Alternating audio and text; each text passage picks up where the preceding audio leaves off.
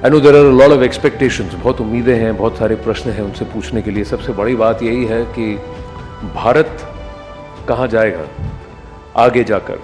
2047 का ये जो लक्ष्य है विकसित भारत का, इसको हम कैसे अचीव कर सकते हैं, इस तक कैसे पहुंच सकते हैं। Theme of rising Bharat, ladies and gentleman, has been to lead for global good and how we can set the tone for a future जहां हम ये कह तो सकते हैं, I am going to quote Prasoon Joshi ji, कि मैं रहूं या ना रहूं, भारत ये रहना चाहिए। पर इससे आगे जाकर हमें ये कहना है कि मैं रहूं या ना रहूं, संसार ये रहना चाहिए, संस्कृति ये रहनी चाहिए, सभ्यता ये रहनी चाहिए, और हमारी पृथ्वी इस लेवल पर, इस तर्ज पर रहनी चाहिए कि आगे की पुश्तें भी, पीढ़ियां भी यहाँ रह सकें। दोस्तों, भारतीय राजनीति की बिसात पर आज की तारीख में अगर किसी की साख है तो वो है श्री अमित शाह। उन्हें यूं ही चाणक्य की उपाधि नहीं मिली। प्रधानमंत्री नरेंद्र मोदी जी के विश्वसनीय और बेहद करीबी तो ये है ही दोस्तों, विश्व में लोकतंत्र में इनके जैसे नेता बहुत कम है। नजरिया या दृष्टिकोण 3 फीट से हो या 30,000 फीट से, इनका फोकस हर लेवल पर क्लियर है। इनकी कर्मठता और पीएम मोदी जी के साथ इनकी अभेद पार्टनरशिप, इसकी वजह से भारत में पिछले कई वर्षों में इतिहास रचा गया है। 370 हटा, एक देश एक विधान हुआ, इंस्टेंट 3 तलाक बाधित हुआ, समाज से कुरीति हटी, सीएए नोटिफाई हुआ, विभाजन के कारण पाकिस्तान, अफगानिस्तान और बांग्लादेश से पलायन कर भागे कई दशकों से पीड़ित शरणार्थियों को पहचान मिलने का मार्ग प्रशस्त हुआ। भारत के पहले गृह मंत्री सरदार वल्लभ भाई पटेल गुजरात से थे और उन्हीं के आदर्शों पर चलते हुए उस लौह पुरुष की जैसी एक भारत के प्रति अड़ी निष्ठा रखते हुए आज हमारे गृह मंत्री हैं श्री अमित शाह। स्वागत करना चाहेंगे गृह मंत्री श्री अमित शाह जी का, जिनसे वार्ता करेंगे Shri Rahul Joshi, managing director and group editor in chief, network 18।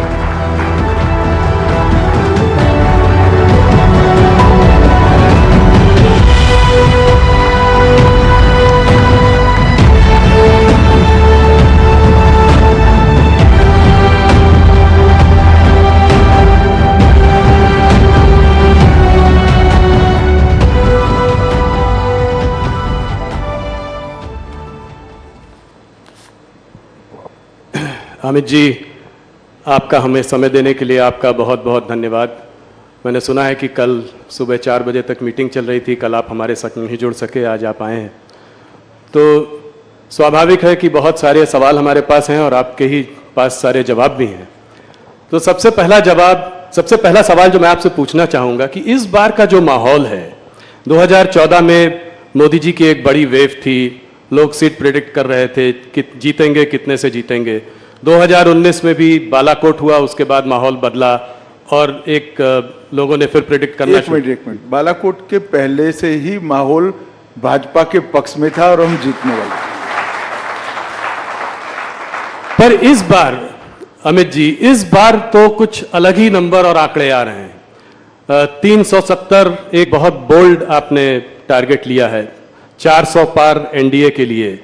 तो इस बार वेव इलेक्शन देखते हैं आप, इसको क्या कारण है कि आपको कॉन्फिडेंस है कि 370 सीटें मिलेंगी बीजेपी को? देखिए, ये 10 साल है 2014 से 24 के, आजादी के बाद के 75 साल में जब भी देश का इतिहास लिखा जाएगा, मोदी जी के शासन के 10 साल स्वर्णिम अक्षरों से अंकित होने वाले हैं। ये 10 साल में भारत की जनता अनुभव कर रही है, एक देश की नई पहचान समग्र विश्व के सामने खड़ी हुई है।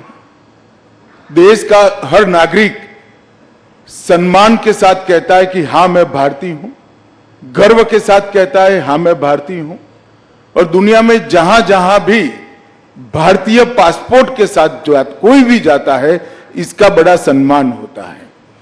ये 10 साल में विकास की प्रक्रिया से पूर्णतया कटे हुए 60 करोड़ गरीब, जिनको 70 साल की आजादी के बाद भी बैंक अकाउंट नसीब नहीं हुआ था, घर में टॉयलेट नहीं था, घर में गैस नहीं था, घर में बिजली नहीं मिली थी, नल से पानी नहीं मिला था, खाने के लिए बड़ी मशक्कत करनी पड़ती थी, स्वास्थ्य की सुविधाएं नहीं थी।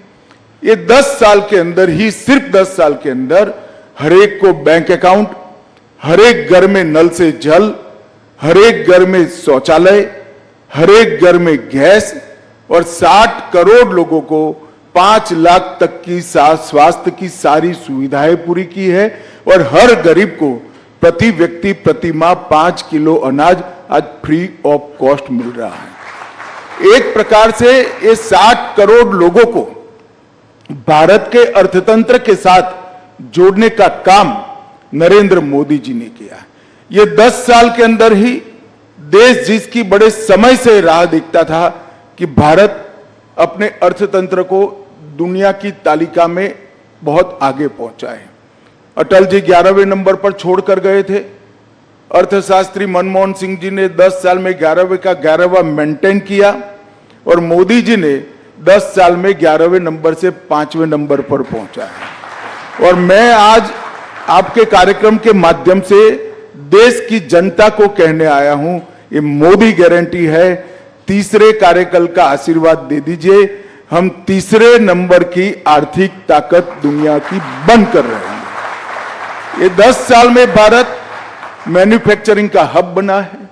ये 10 साल में डिजिटल क्रांति सब्जी वाली से लेकर बड़े बड़े कॉरपोरेट तक ट्रांसलेट कर गई है। ये 10 साल के अंदर भारत के स्टार्टअप दुनिया भर में धूम मचा रहे हैं। ये 10 साल के अंदर ही एक सर्वग्राही, सर्वस्पर्शीय और सर्वसमावेशी शिक्षा नीति का आगाज हुआ है, जो अपनी भाषाओं पर तो गौरव करता है, दुनिया भर की आधुनिक से आधुनिक चीजों को समाहित करते हुए विश्व के मंच पर भारत के युवा को खड़ा रहने की ताकत देता है। ये 10 साल के अंदर भारत सुरक्षित हुआ है। आए दिन बम धमाके कर जाने वाले पड़ोसियों को मैसेज दिया है, सर्जिकल स्ट्राइक और एयर स्ट्राइक कर घर में घुसकर आतंकवाद का सफाया करने का दम भारत में है। ये 10 साल के अंदर सालों पुराने मसले जैसे धारा 370 हटाना, 35 से हटाना, राम मंदिर का निर्माण करना, बाबा विश्वनाथ का कॉरिडोर बनाना, ट्रिपल तलाक समाप्त करना, सीएए लाना, ढेर सारे यूसीसी लाना, ढेर सारे मसले जिसको छूने की कोई हिम्मत नहीं करता था, मोदी जी ने हिम्मत के साथ उसको निरस्त किया है और सुचारू रूप से शांतिपूर्ण तरीके से जमीन पर उतारने का काम किया है। 10 साल भारत की आंतरिक सुरक्षा के लिए भी स्वर्णिम अक्षर से लिखे जाएंगे। हम 3 हॉटस्पॉट से ग्रसित थे, कश्मीर, नॉर्थ ईस्ट और वामपंथी उग्रवाद। मोदी जी के समय में ये 10 साल में कश्मीर, वामपंथी उग्रवाद के क्षेत्र और नॉर्थ ईस्ट, ये तीनों जगह पे लगभग 75% हिंसा कम हुई है और वहां विकास का शुरुआत हुआ है। और ये 10 साल में सबसे बड़ी उपलब्धि है, पहले देश के विकास के लिए सिर्फ सरकारें लगा करती थी, नरेंद्र मोदी जी ने महान भारत का संकल्प 130 करोड़ लोगों के स्वप्न बनाकर रखा है और मोदी जी के नेतृत्व में 130 करोड़ लोग जब देश आजादी की शताब्दी मनाएगा 15 अगस्त 2047 को, तब महान भारत की रचना के लिए कटिबद्ध है और उनके नेतृत्व में आगे बढ़ेगा। आप जो कहते हो कि लक्ष्य क्या है, लक्ष्य 400 पार का है। कमल के निशान पर हम 370 से ज्यादा सीटें जीतेंगे और ये लक्ष्य सिद्ध इसलिए होगा कि भारत की जनता की आशा, आकांक्षा और सपनों को पहली बार कोई प्रधानमंत्री फ्रंट पर से लीड कर गरीब के साथ खड़ा रहकर, युवा के कंधे पर हाथ रखकर, गरीब बहन का भाई बनकर आज इनके स्वप्नों को पूरा कर रहा है। मुझे पूरा विश्वास है कि मोदी जी के नेतृत्व में भारतीय जनता पार्टी 370 पार करेगी, एनडीए 400 पार करेगी और फिर एक बार मोदी सरकार बनेगी। धन्यवाद। आपने मेरे एक ही सवाल में 3-4 जवाब दे दिए, तो ये माहौल, अब मैं आपसे एक एक करके सवाल पूछता हूं। सबसे पहले जो मुद्दा इस चुनाव के पहले जो गर्म हो गया है वो है इलेक्टोरल बॉन्ड्स का मुद्दा। तो इलेक्टोरल बॉन्ड्स के बारे में मैं ये पहले आपसे जानना चाहता हूं कि आपकी क्या प्रतिक्रिया है। आपको क्या लगता है कि इससे ब्लैक मनी वापस आएगा? जो कॉन्फिडेंशियल नाम थे लोगों के, जिस वजह से लोगों ने इलेक्टोरल बॉन्ड्स खरीदे, वो आज जो है सब सामने आ गए हैं, तो क्या ये उचित है और आप इसके बारे में आगे क्या सोचते हैं? देखिए, भारत की सुप्रीम कोर्ट जो भी फैसला सुनाती है, देश के सभी नागरिक इससे बंधे हुए हैं। हम एक संवैधानिक व्यवस्था में रहे। मैं सुप्रीम कोर्ट के फैसले का सम्मान करता हूं, मगर मेरा व्यक्तिगत मत जरूर देना चाहता हूं कि बॉन्ड से काला धन समाप्त होने के कगार पर था और इस फैसले से चुनावी व्यवस्था में फिर से काले धन का दबदबा बनेगा।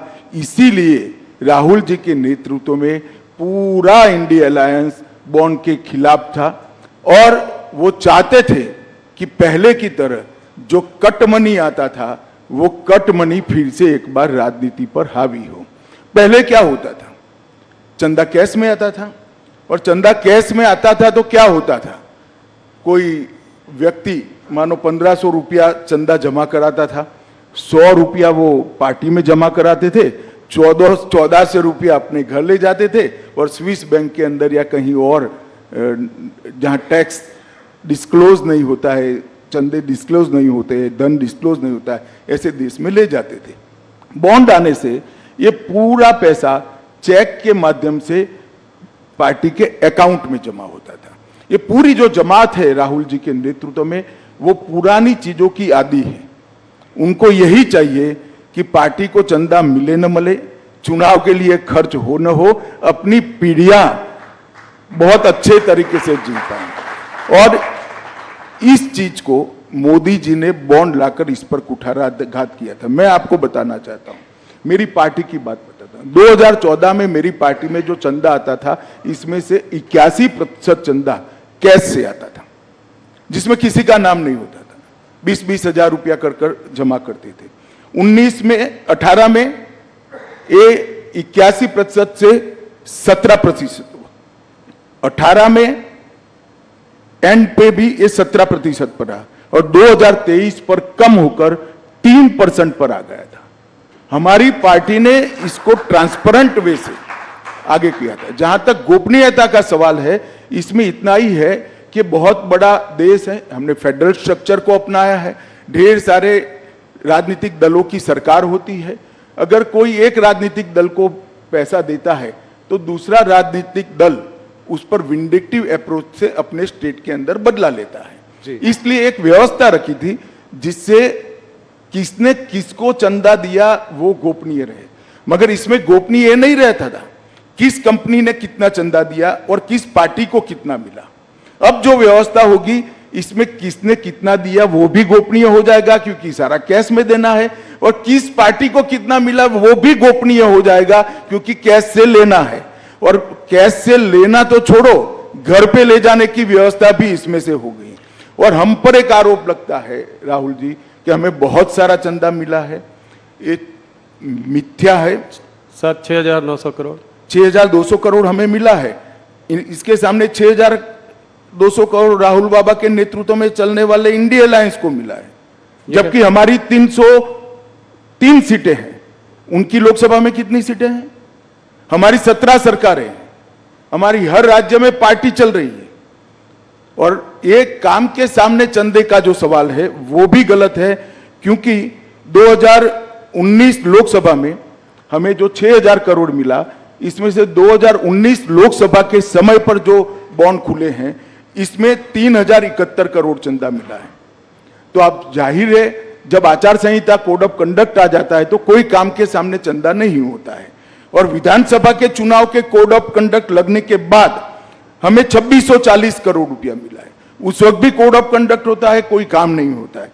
तो 90% से ज्यादा चंदा बॉन्ड से हमें कोड ऑफ कंडक्ट लगने के बाद मिला है।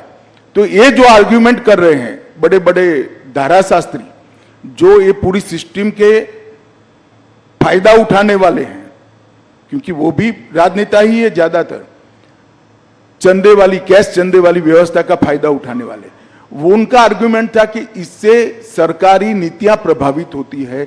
उनको ये मालूम नहीं है कोड ऑफ कंडक्ट बनने के बाद कोई नीति आ नहीं सकती। तो ज्यादातर चंदा तो कोड ऑफ कंडक्ट के समय में हमारा आया है, 90% चंदा।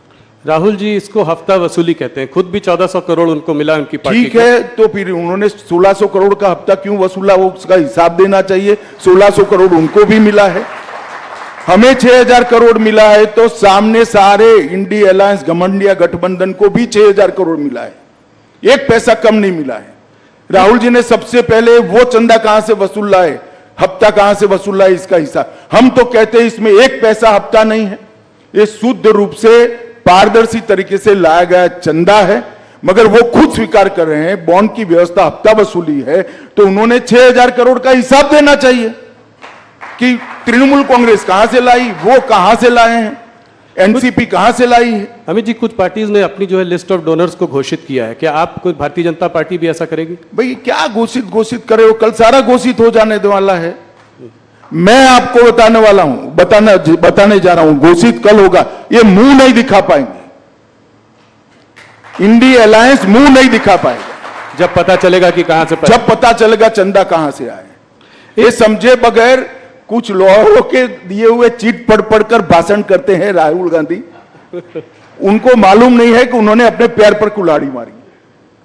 एक चीज जो और इलेक्टोरल बॉन्ड्स के बारे में बोला जा रहा है, वो ये कहा जा रहा है कि काफी सारा करीब 14 कंपनियों का पैसा जो है करीब 4000 करोड़, वो इलेक्टोरल बॉन्ड्स उन्होंने तब खरीदे हैं जब उनके वहां कोई किसी प्रकार की इंटेलिजेंस एजेंसी की रेड हुई है, जैसे कि ईडी या सीबीआई। मैंने आपको बताया कि वो हो सकता है वो 6000 करोड़ में हुआ हो जो घमंडिया गठबंधन को मिला है। हमारा जहां तक सवाल है, चुनाव के 40 दिन में हुआ है, ऐसा कैसे हो सकता है? तो आप ये कह रहे हैं कि जिनमें रेड हुई है वो जरूरी नहीं कि उन्होंने बीजेपी को पैसा दिया। हाँ, अभी आएगा ना, मैं कह रहा हूं। अच्छा, कल आप कह रहे हैं जब आएगा कल तो सारा आएगा, दूध का दूध, पानी का पानी हो जाएगा। चलिए उसका इंतजार करेंगे, वापस आपसे फिर उससे सवाल करेंगे। एक इससे लगा हुआ सवाल है, तो पूछकर इस मुद्दे से आगे बढ़ते हैं कि ऑपोजिशन का कहना है कि ईडी की रेड हो, इनकम टैक्स की रेड हो, सीबीआई की रेड हो, वो हर बार ऑपोजिशन लीडर्स पर ही क्यों पड़ती है? भारतीय जनता पार्टी के लीडर क्या सब साफ सुथरे? ये एकदम सफेद झूठ है। मैं देश की जनता के सामने कहना चाहता हूं, मोदी जी के प्रधानमंत्री बनने के बाद काले धन पर कठोर कार्यवाही हुई है, ईडी काले धन पर कार्यवाही कर रही है, और ईडी ने जितनी भी संपत्तियां कुर्क की है उसमें से 5% ही राजनीतिक दलों से जुड़े हुए लोगों की है, 95% काले धन वाले की है। ये भी काला ही धन है, मगर वो ऐसा चाहते हैं व्यवस्था जिसमें राजनेता पर कोई कार्यवाही ही न हो। मैं आपको स्पष्टता से बताना चाहता हूं कि 95% कार्यवाही ऐसे लोगों पर हुई है जो राजनीति से जुड़े हुए ही नहीं, और ये बिल्कुल सरासर आरोप। ममता जी के मंत्री के घर से 51 करोड़ रुपया मिलता है, कांग्रेस के सांसद के घर से 355 करोड़ मिलता है। 10 मशीन एसबीआई की गिनते गिनते थक जाती है, गर्म हो जाती है, और ये कहते हैं कार्यवाही ना हो। भैया कार्यवाही का सवाल मत उठाओ, तेरे सांसद के घर से 350 करोड़ कहां से आया वो सबसे बड़ा सवाल है। ममता के मिनिस्टर के घर से 55 करोड़ कहां से आया वो बड़ा सवाल है। क्या समझते हो, जनता कुछ देखती नहीं है? तो क्या नोटों की गड्डियां भरने के लिए मेटाडोर लाने पड़ते, एक मेटाडोर छोटा पड़ गया, दूसरा मेटाडोर रात को 4 बजे लाना पड़ा। ये कहां जाने वाला था पैसा? राहुल बाबा बता सकते हैं देश की जनता को? ये 355 करोड़ जो कांग्रेस के सांसद के घर से पकड़े किसके, इसका जवाब देना चाहिए उनको, और बाद में ईडी कार्यवाही नहीं करे। ऐसा नहीं होगा। जो करप्शन करेगा उस पर कठोर कार्यवाही होगी और जेल की सलाखों के पीछे भी जाएंगे। और जहां तक सवाल है बीजेपी के नेताओं का सवाल है, इस देश में कोर्ट है। जब हम ऑपोजिशन में थे ढेर सारे पीआई लगाए थे आपके खिलाफ, आपकी सरकार के खिलाफ 12 लाख करोड़ के घपले घोटाले भ्रष्टाचार किए थे। 42 पीआईएल हुए थे, 42 पीआईएल में से 35 में ऑर्डर हुए थे, और आपकी ही सरकार ने आपके खिलाफ एफआईआर रजिस्टर करनी पड़ी। अगर हिम्मत है तो जाए कोर्ट में।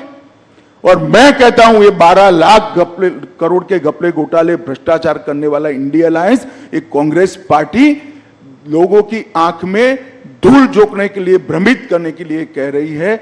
वास्तविकता है 23 साल से नरेंद्र मोदी जी मुख्यमंत्री और प्रधानमंत्री रहे हैं, उन पर 25 पैसे का आरोप देश में आज तक कोई नहीं लगा सकता। ये वास्तविकता है। तो अमित जी, क्या आप देश की जनता को आश्वस्त करेंगे कि अगर इस तरह के कोई नेता जिन पर कार्यवाही चल रही है वो पलटकर बीजेपी भी ज्वाइन करते हैं? भाई आश्वस्त करने की जरूर नहीं भैया। राहुल, तुम भी पत्रकार हो, तुम चले जाओ कोर्ट में कि फला नेता का ये काला भ्रष्टाचार है, आप इस पर कार्यवाही, कोर्ट सबको ऑर्डर देती है।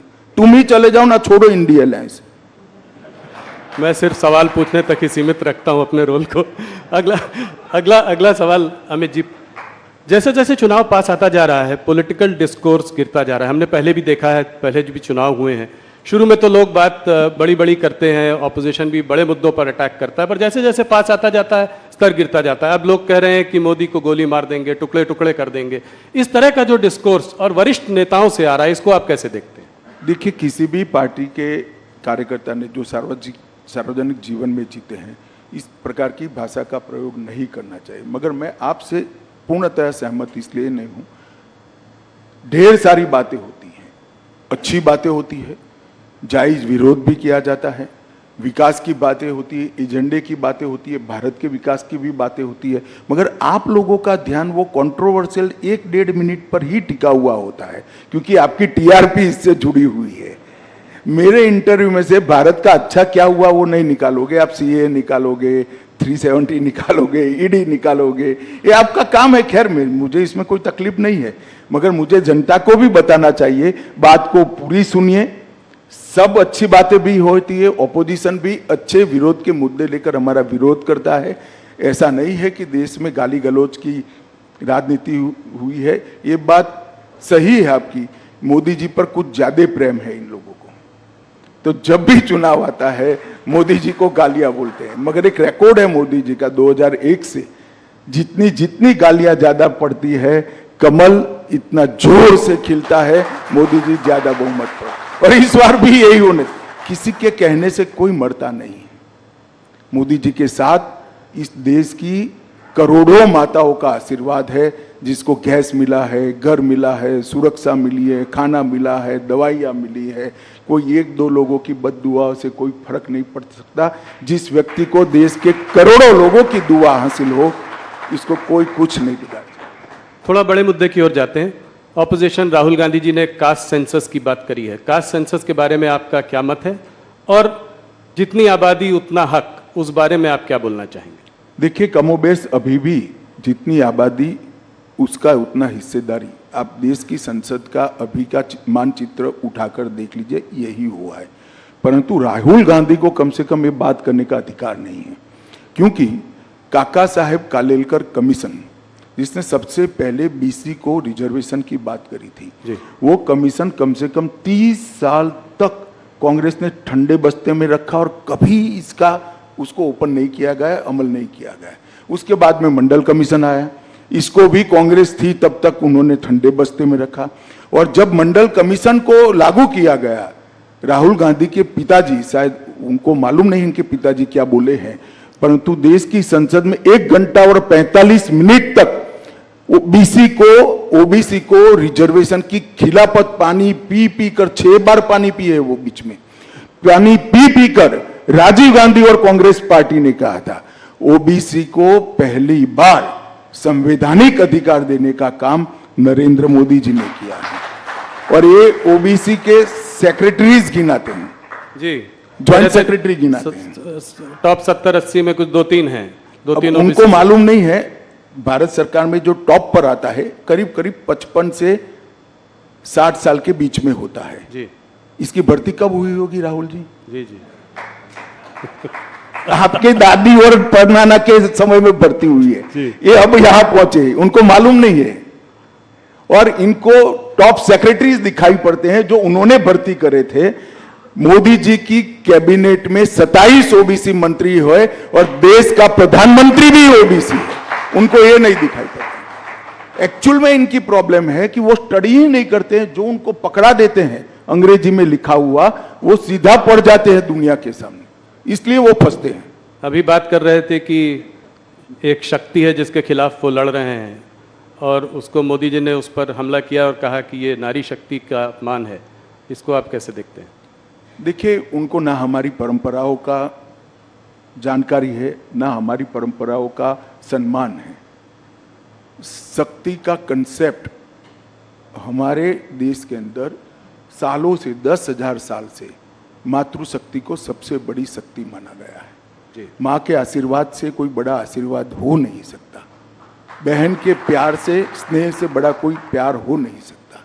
उनको मालूम नहीं है क्या बोल रहे हैं। मोदी जी के साथ इस देश की मातृशक्ति चट्टान की तरह खड़ी है और राहुल जी के कहने से कोई फर्क नहीं पड़ता।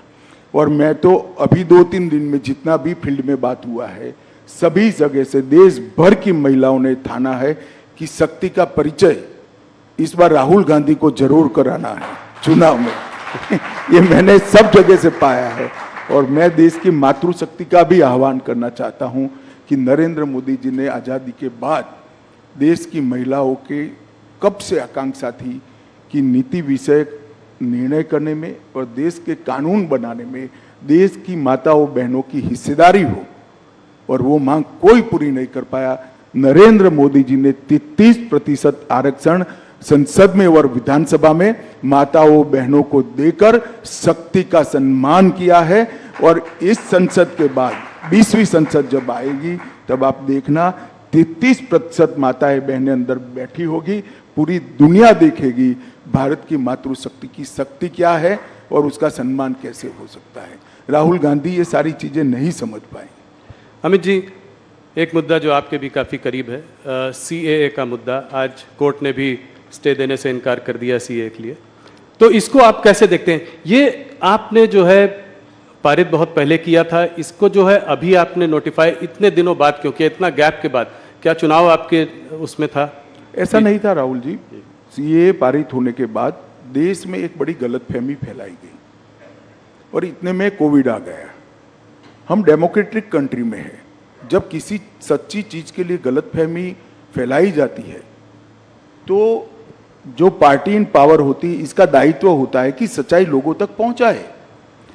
एक भ्रमित किया गया, ऑपोजिशन ने अपनी वोट बैंक जीवित करने के लिए, वोट बैंक बनाने के लिए भ्रांति फैलाई गई कि CAA से इस देश की माइनॉरिटीज का, विशेष कर मुस्लिम भाइयों बहनों का मताधिकार, नागरिकत्व छीन लिया जाएगा, जबकि है उल्टा। CAA से किसी का नागरिकता नहीं जाने वाला है। CAA नागरिकता देने का कानून है। सिख, बौद्ध, जैन, क्रिश्चियन, हिंदू, जो सारे भाई 3 देशों से प्रताड़ित होकर आए हैं, वो सालों से यहां बैठे, उनके पास नागरिकता नहीं है। उनके नाम से संपत्ति नहीं खरीद सकते, सरकारी नौकरी नहीं ले सकते जी। किस प्रकार से इनका जीवन व्यतीत होगा? एक करोड़ों लोगों की परेशानी को कांग्रेस के पास इसका जवाब नहीं था।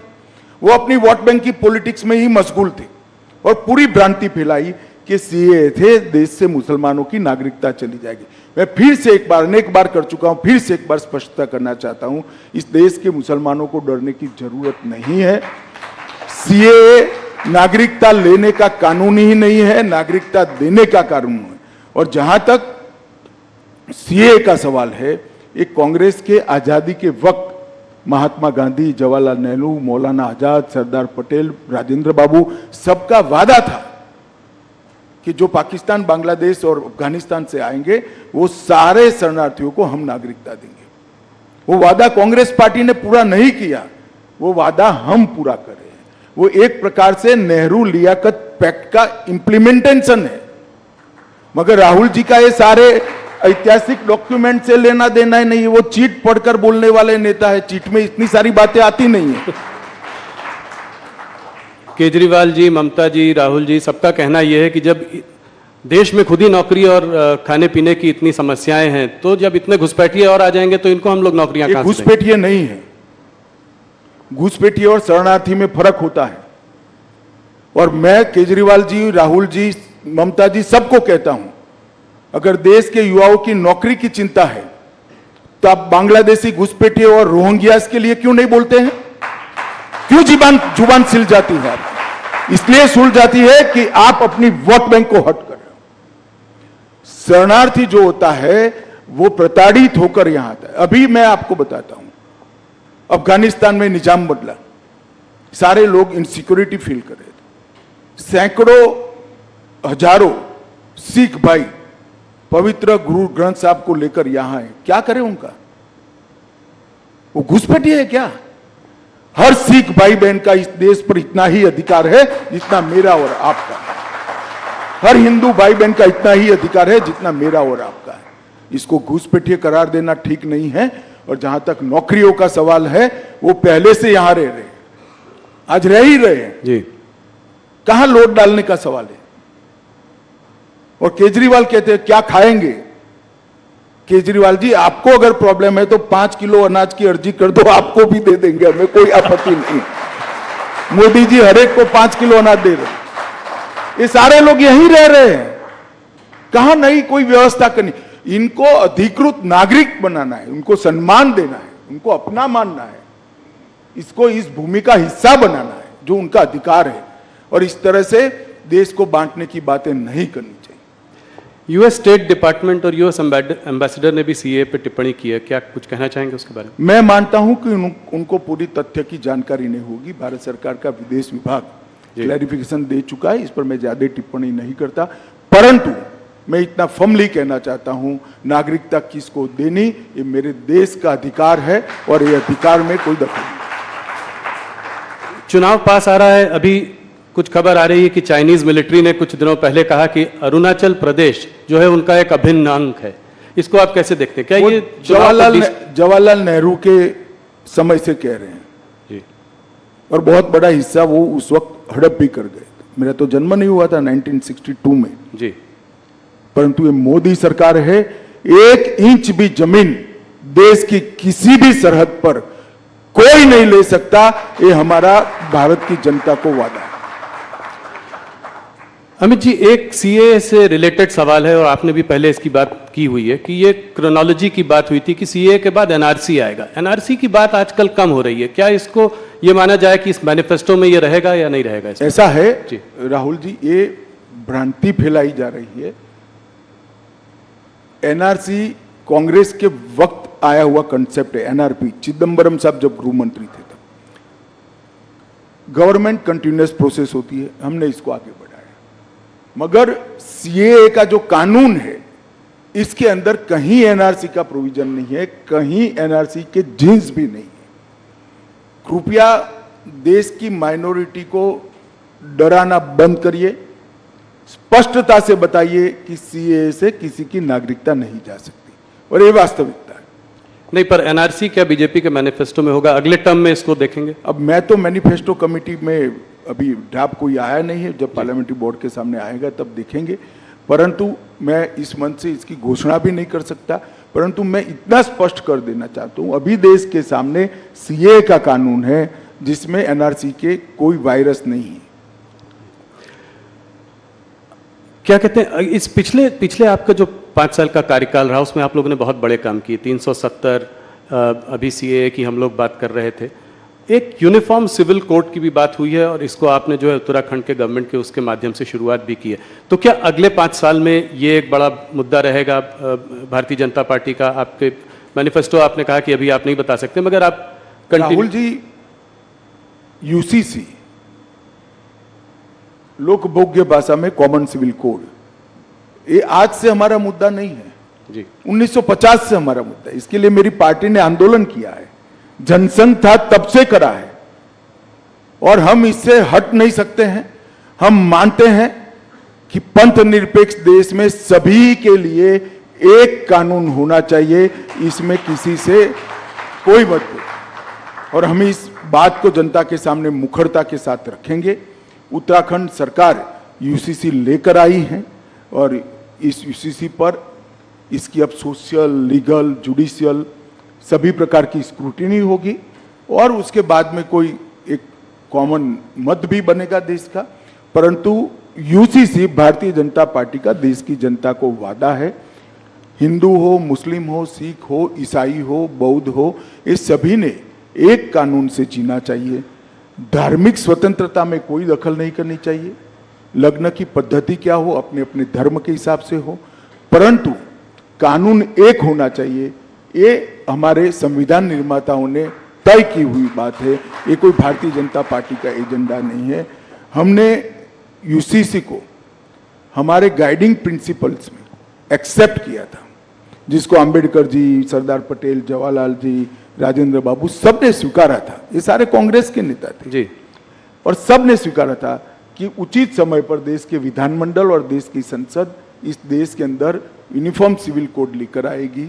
एक आदर्श हमारे सामने रखा था जो पूरी करने की दिशा में भारतीय जनता पार्टी की उत्तराखंड सरकार ने, हमारे मुख्यमंत्री धामी जी ने इसको आगे बढ़ाया। डीएमके ने आज जो है अपने मैनिफेस्टो में कहा है कि अगर वो सरकार, उनकी सरकार आती है इंडिया अलायंस की, तो इन सबको रिपील करेगी, सीएए को रिपील करेगी। किसने कहा है? डीएमके।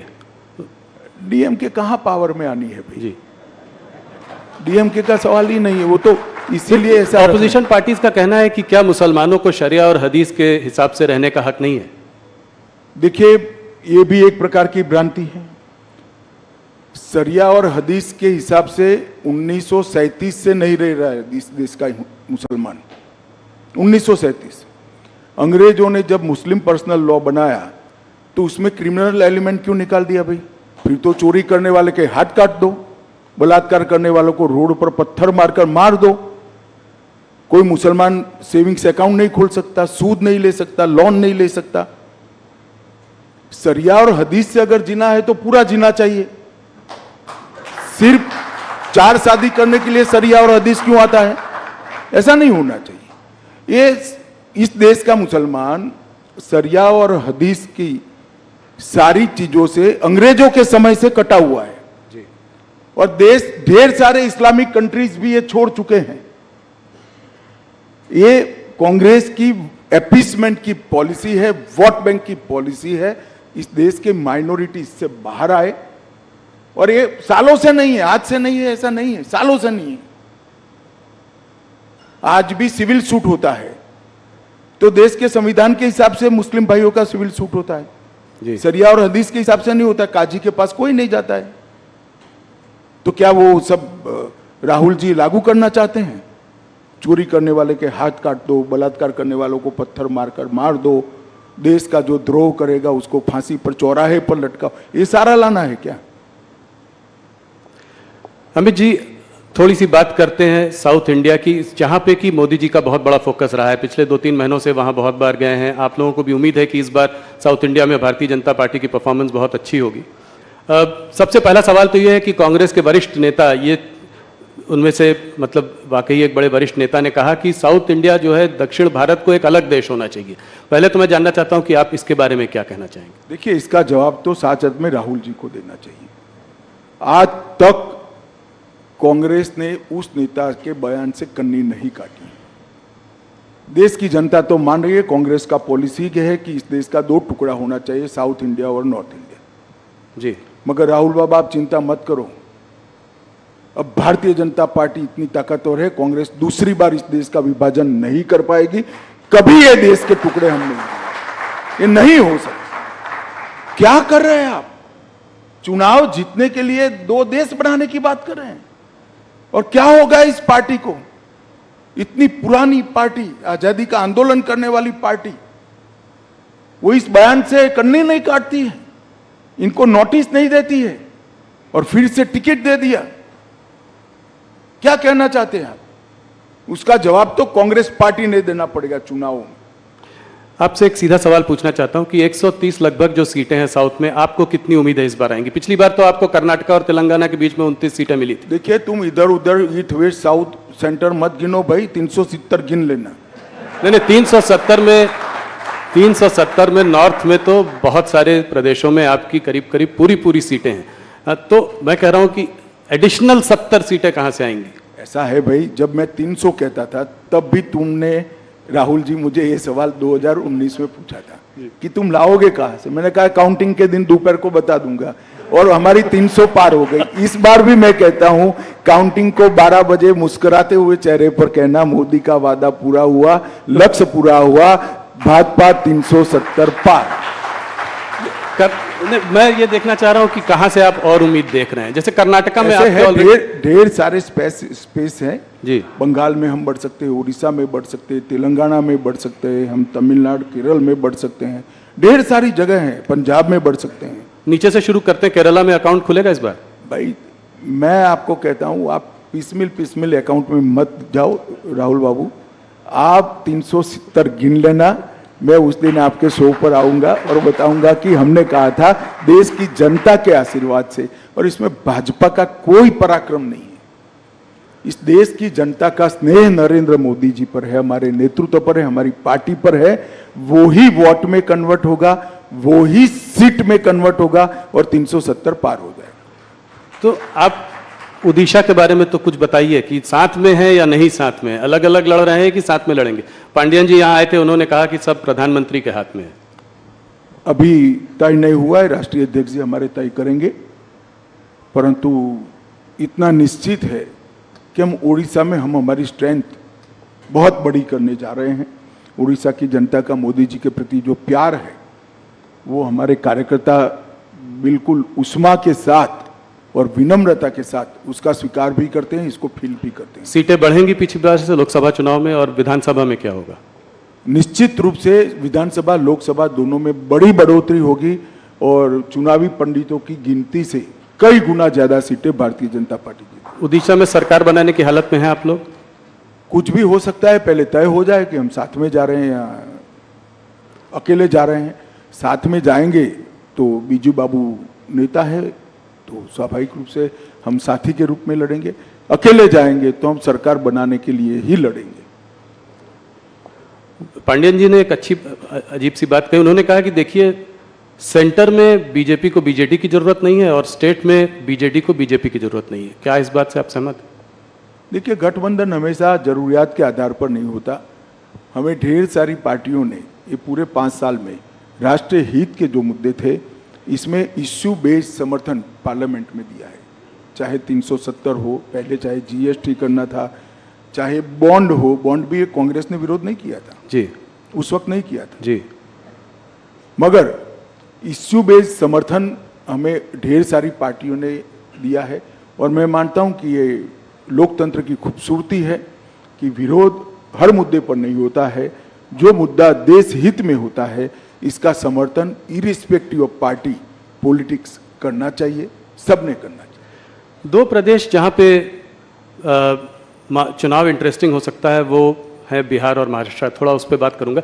बिहार पे आपने फिर एक बार, पलटू राम जी तो पलटी मारते रहते हैं, इस बार आपने भी पलटी मारी और उनको आपने 16 सीटें दे दी। देखो भैया, हमने नहीं मारा है पलटी, नीतीश बाबू हमारे साथ ज्वाइन हुए। हम तो जहां थे वहां ही थे जी, हम गंगा किनारे पलट के वापस फिर हम गंगा किनारे ही थे, गंगा किनारे ही रहे, कोई हमारे साथ आकर मिला। पर 16 सीटें उनको दे दी आपने। नहीं, वो तो बिहार यूनिट का नेगोशिएशन का जो नतीजा है वो आपके सामने है।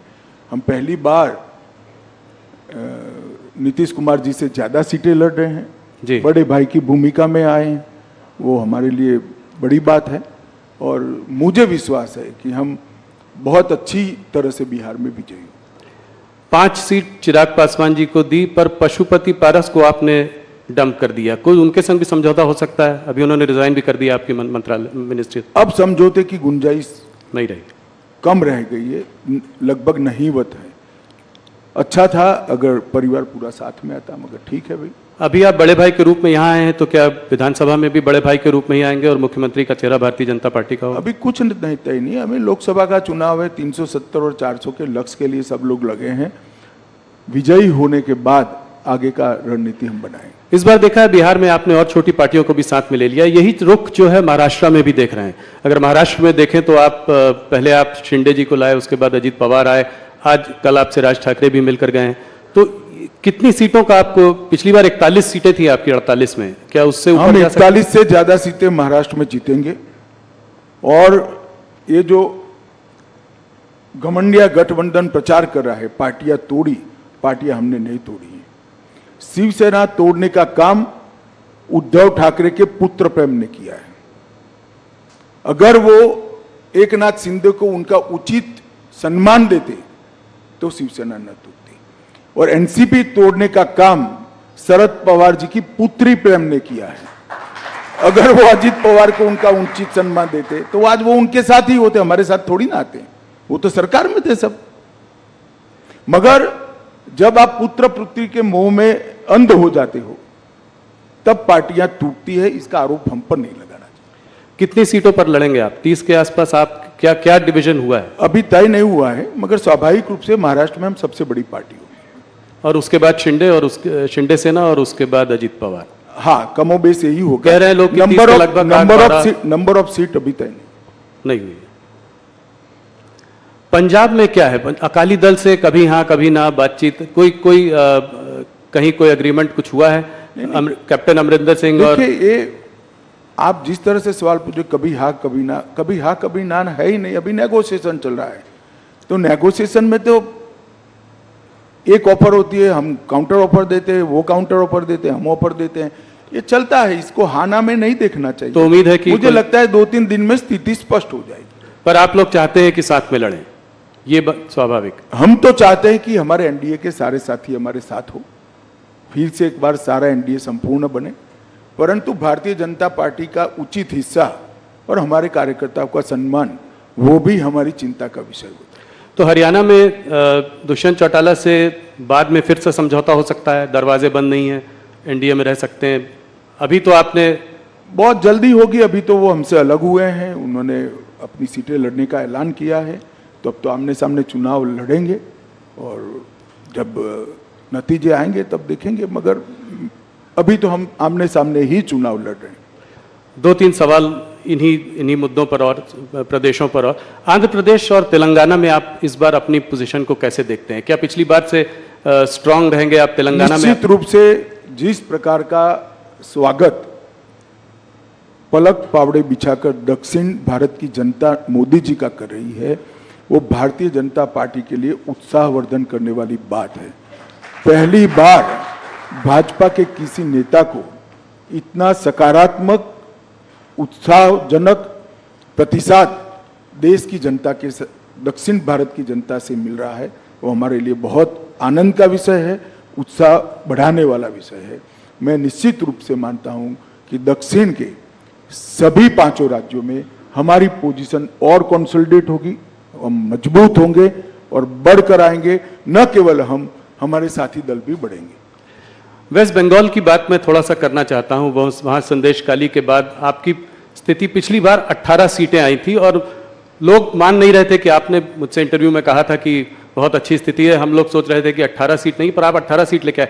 इस बार आपको क्या लगता है, इससे बढ़ेगी और इसका क्या कारण है? मैं बॉटम का आंकड़ा भी कह देता हूं जी, क्योंकि चुनाव काफी बाकी है, वहां 7 चरण में चुनाव होना है। बॉटम का आंकड़ा हमारा 25 है। 25 से ज्यादा सीट हम निश्चित रूप से बंगाल में जीतेंगे। इस बार बंगाल में भारतीय जनता पार्टी सबसे बड़ी पार्टी बनकर उभरी। 25 सीटें, बड़ा वो 25 से ज्यादा। 25 से ज्यादा। तो ये कैसे होगा? ये आपका जो साउथ ईस्ट बंगाल में जो है आप काफी वीक हैं। पिछली बार आपको शायद सिर्फ 2 ही सीट मिली थी वहां 18 सीटों पे। वो एरिया जो है वो आपके लिए बहुत अहम है, कोलकाता, हुगली, 24 परगना, हावड़ा। तो वहां पे कैसे करेंगे ये? वहां पे आपका संगठन भी उतना शायद स्ट्रांग नहीं है। देखिए, 2017 से भारतीय जनता पार्टी ने लगातार पश्चिम बंगाल में संगठन का भी विस्तार किया है और चुनावी सफलता के आंकड़ों में भी विस्तार किया है। 2017 से लगातार हम बढ़ते ही जा रहे हैं। विगत विधानसभा चुनाव की मैं बात करूं, हम 2 लोग थे, 77 हो गए, बहुत बड़ी जंप है। Congress 0, communist party 0। आज prime opposition Bharatiya Janata party वहां बनी हुई है। हमारी 2 लोकसभा की सीटें थी, 14 में, 19 में 18 हुई और इस बार हम 25 से काफी आगे निकलेंगे, ये मेरा विश्वास है। बंगाल की जनता 1 करोड़ों रुपया जो पकड़ा गया है, इसमें ईडी पर सवाल नहीं उठाती है, ममता जी पर सवाल उठाती कि रुपया कहां से आता है, रुपया किसका है। ये रुपया बंगाल की गरीब जनता का रुपया है भैया। वहां पर मोदी जी की योजनाएं नीचे नहीं पहुंच रही है। डर है उनको कि इस योजना से मोदी जी लोकप्रिय हो जाएंगे।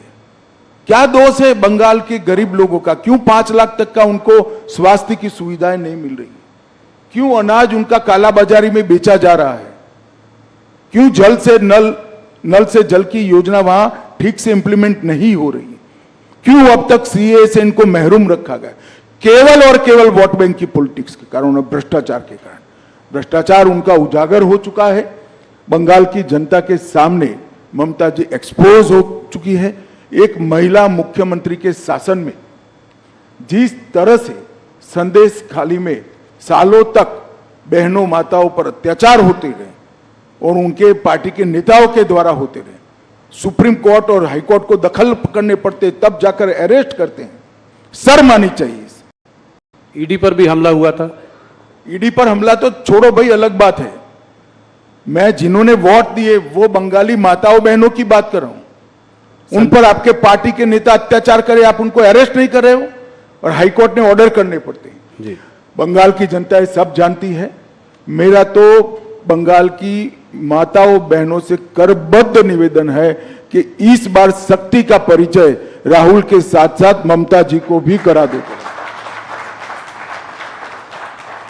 इस बार मोदी जी कश्मीर काफी दिनों बाद गए। आर्टिकल 370 रिपील होने के बाद उनकी बहुत बड़ी सभा हुई वहां पे। क्या आप लोगों को उम्मीद है कि वहां चुनाव में आप लोग अच्छा करेंगे? कश्मीर वैली में कोई अकाउंट खुलेगा?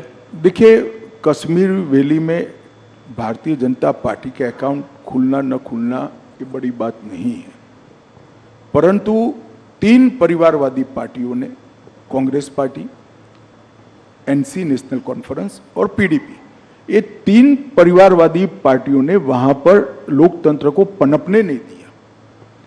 आजादी से अब तक वहां पंचायत चुनाव नहीं हुई। पहली बार हमने 30,000 पंच सरपंच को चुनाव करा, तहसील पंचायत बनी, जिला पंचायत बनी। पहले वो 3 पार्टी जिसका चिट फाड़ते थे वही नेता होते थे।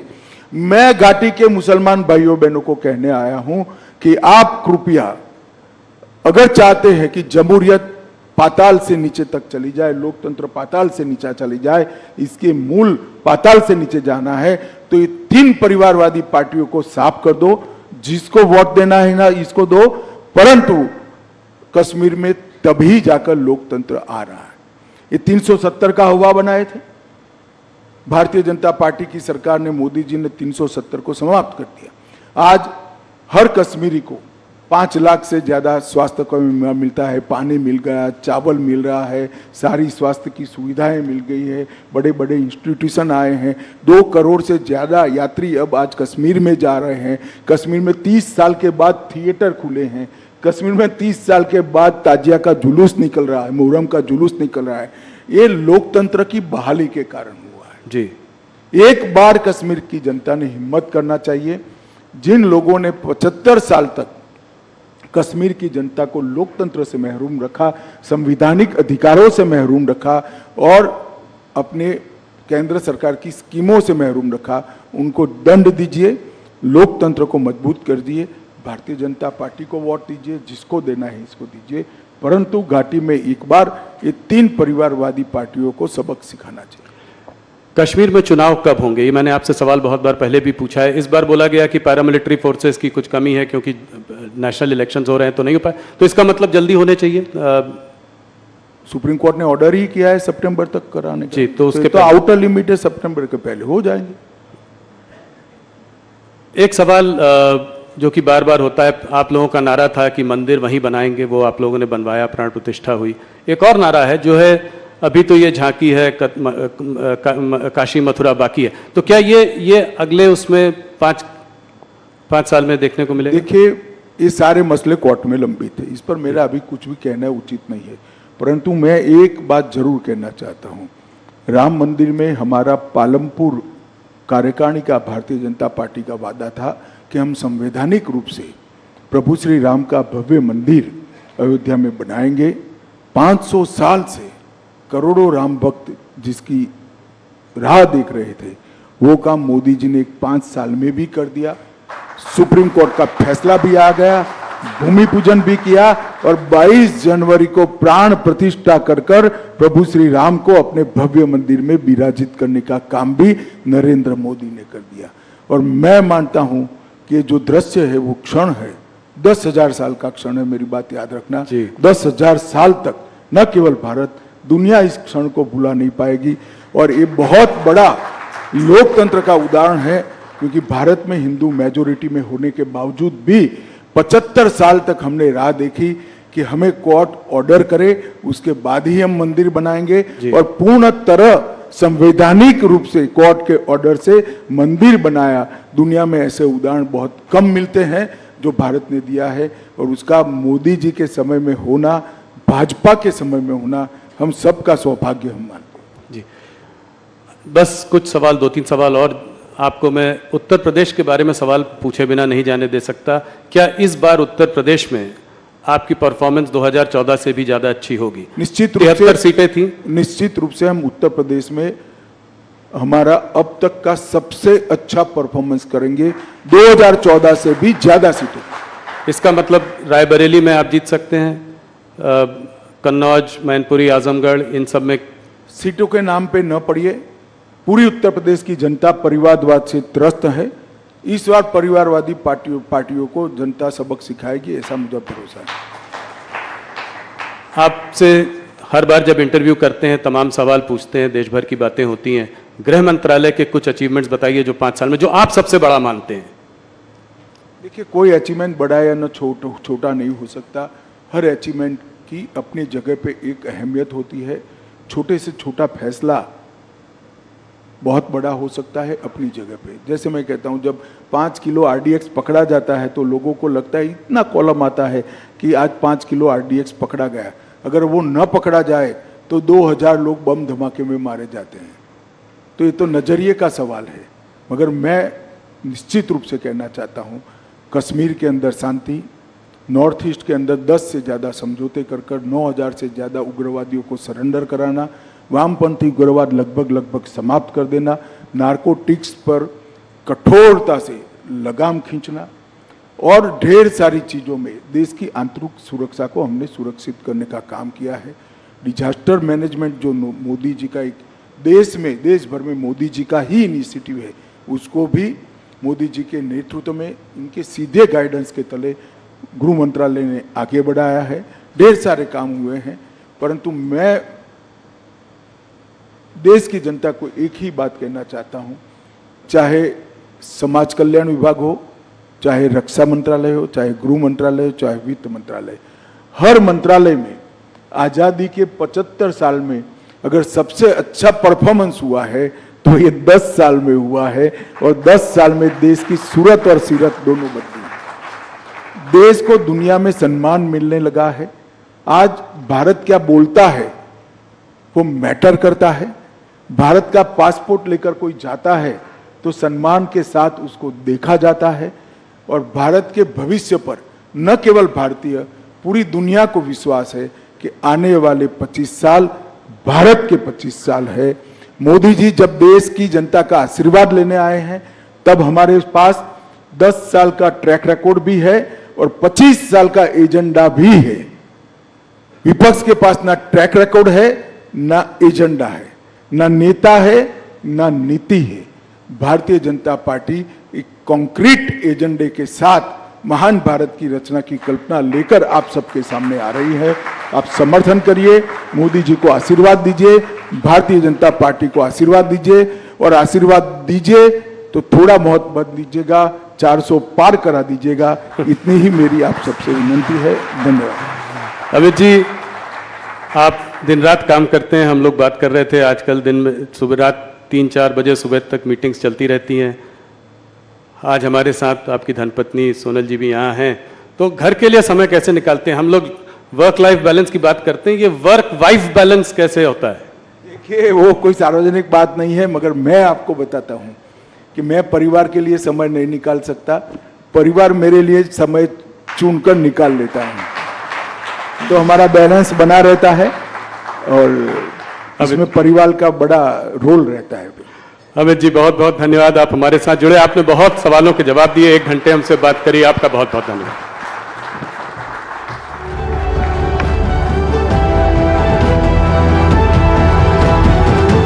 Thank you so much, Honorable Home Minister. Ladies and gentlemen, let's have a huge round of applause for our esteemed guest this afternoon. In fact, he took the time to dispel all